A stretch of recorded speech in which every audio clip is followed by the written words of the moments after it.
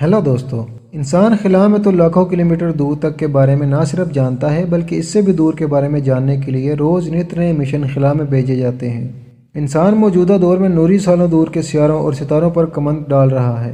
तो ऐसे में ये सवाल तो उठता है कि इंसान हमारे अपने घर यानी ज़मीन के अंदर कितनी गहराई तक जा चुका है। आज हम बात करते हैं ज़मीन में अब तक खोदे गए सबसे गहरे कुएं के बारे में। 1950 की दहाई में साइंसी तहकीक हर शोबे में अपने पंजे गाड़ रही थी और हर मुल्क इस तहकीक में एक दूसरे से आगे जाने की सोच में था। ऐसे में जब अमेरिका खलाई तहकीक में मगन था, रूस ने अमेरिका को टक्कर देने के लिए ज़मीन के ज़्यादा से ज़्यादा अंदर तक जाने की दौड़ का आगाज़ किया।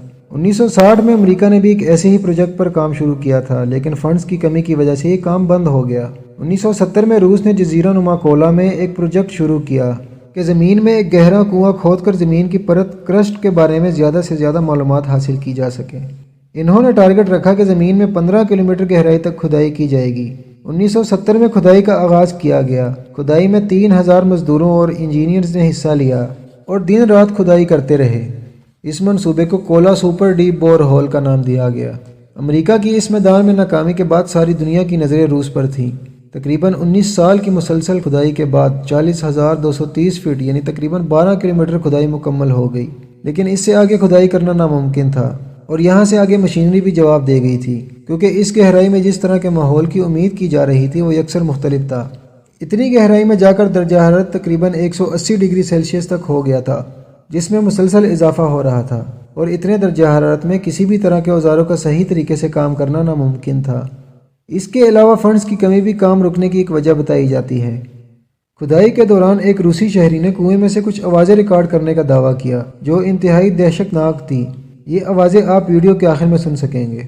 इस दावे और फिर अचानक काम रुकने की वजह से इलाके में मुख्तलिफ अफवाहें गर्दिश करना शुरू हो गई कि माहिरीन को खुदाई के दौरान जहन्नम का दरवाज़ा मिल गया था और ये आवाज़ें जहन्नम की हैं, इसलिए इनको काम रोकना पड़ा। खैर, ये एक अलग मौजू है। इतनी गहराई में मौजूद मुख्तलिफ चीज़ों ने माहिरीन को भी हैरान कर दिया था। इतनी गहराई में पानी का तस्वर भी नहीं किया जा सकता था, लेकिन माहिरीन को इतनी गहराई में पानी के आसार भी मिले। लेकिन बाद में तहकीक करने पर पता चला कि ये बहुत ज़्यादा दबाव और गर्मी की वजह से पिघलने वाले पत्थरों का गार है। इसके अलावा इतनी गहराई में माइक्रोब्स यानी माइक्रोस्कोप से नज़र आने वाले जानदार भी मिले।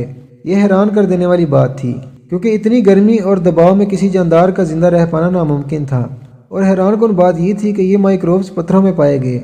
इसके अलावा माहिरीन को इतनी गहराई में मुख्तलिफ किस्म की गैसें भी मिली।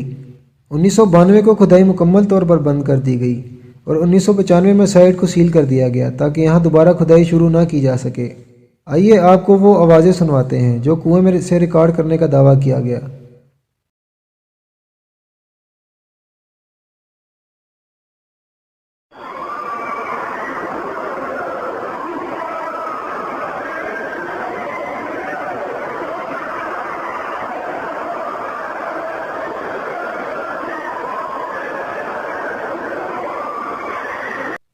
इन आवाज़ों के बारे में एक राय ये भी है कि हो सकता है ये टेक्टोनिक प्लेट्स में हलचल से पैदा होने वाली आवाज़ें हों।